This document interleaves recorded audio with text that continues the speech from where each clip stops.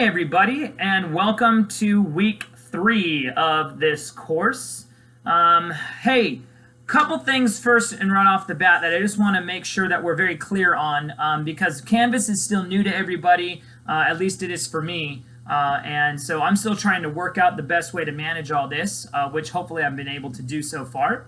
But one of the things I want to make clear with respects to discussion boards is that I am going to provide feedback to you every week, minimally on your very first post. I don't always respond to your secondary comments to other students, although I will if I find that they are underdeveloped. In fact, one of the things I would encourage you to do is to just go back and review all the requirements for discussion boards. Obviously, we have the requirements that you can locate on the home page, but I've also provided some information in the syllabus about what a response to another student would look like.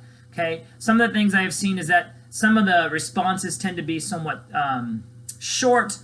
They tend to be content that says, you know, I agree with what you've said, I appreciate what you've said, and I'm so glad when you guys give positive feedback in that way. But one of the things we want to make sure that we're doing with a response to another student, and even in response to my own comments, is to really elaborate upon the material, to provide new perspectives, new opinions, perhaps new information, perhaps a new question. And if you pose a question, please provide some commentary. Attempt to try to address your own answer to your own question, to try to really just open up that conversation. So please look at those directions, and obviously look at the comments that I leave behind, and then respond to those. You can do that either by leaving me a comment, or you can actually go back in and just reply to your own original post. It's up to you how you want to do that. Okay? All right, well, with that said, there's one other thing I just want to make mention to you. Although it's still a little bit of ways off, after week 7, you're going to have your first PowerPoint assignment due. And I just want you to begin to think about what topics you would like to do. The directions for that assignment are in the syllabus, but basically what I want you to do is to select 2 topics during a particular time period, and again, that's laid out for you in the syllabus, but 2 topics that you think were the most significant to helping the development of the United States. And you can pick, you know, how you want to look at that. You can look at that at cultural development, political development, social development, whatever form of development you want to look at, that's fine with me.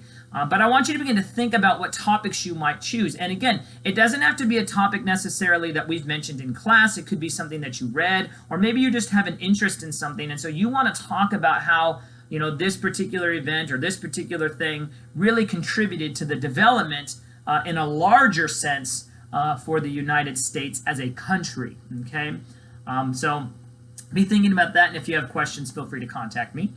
But for this week, we're going to be moving into kind of what I call the intermediate period between the colonial era and the American Revolution. And we're going to begin to look at some of the central causes for the American Revolution.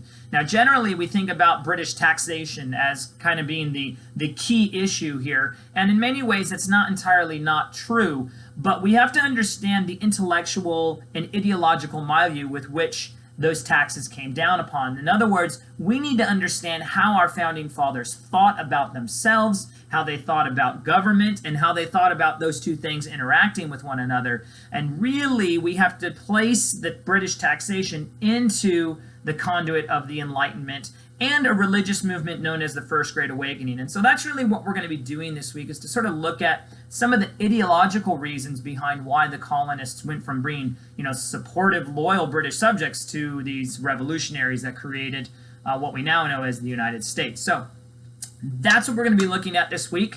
If you have questions on anything, please contact me. Let's be in constant communication. That's, I think, the best way to be able to make this go as smoothly as possible given the online presence. So contact me and I will get back to you just as soon as I can. Okay, guys? All right, that's pretty much what I have for you for this week. So as always, go in peace, be warm and filled. May the force be with you. Live long and prosper, and may the odds forever be in your favor. Have a blessed week, guys.